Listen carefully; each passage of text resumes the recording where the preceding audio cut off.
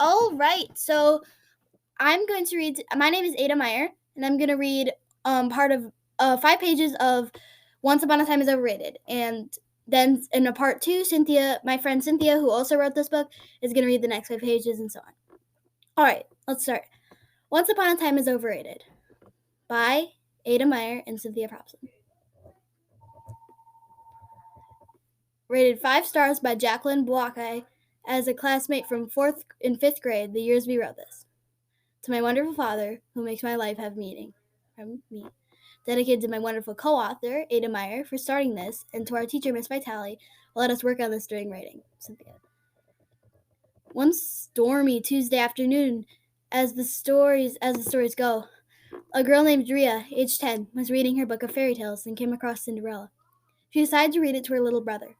Before she started, she heard a voice in her head. It was raspy, like a very old woman.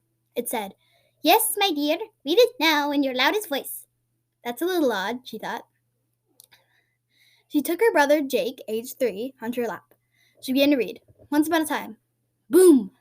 Ria opened her eyes. She could still hear her brother, faintly saying, "Wee, wee," and her eldest sister, May, shouting, "Ria, where are you?" But their voices were going faint.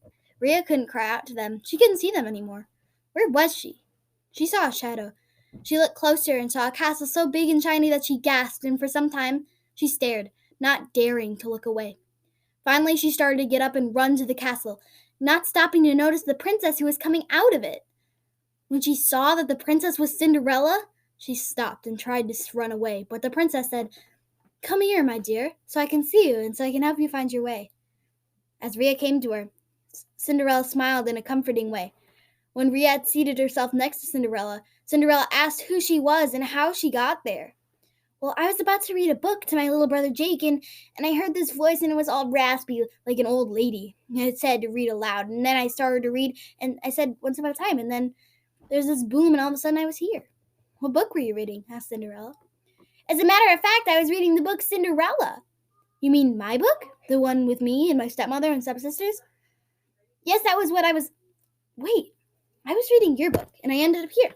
Do you think if I had read a book about a different thing, I would end up there?"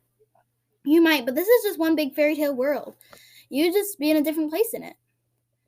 "Hey, Cinderella, do you know who was talking in my head?" "I might have an idea. I just think that maybe she was the one who sent me here in the first place. And she did say that she wanted me to read it right away. And maybe if we could find her, I might be able to find out how to get back to Earth." "What is this Earth you speak of, Ria? You don't know what Earth is?" "No, my dear girl. That's the place I come from," Ria said. All right, so that is so far our part 1 of reading Once Upon a Time is Overrated. And thank you for listening. I hope you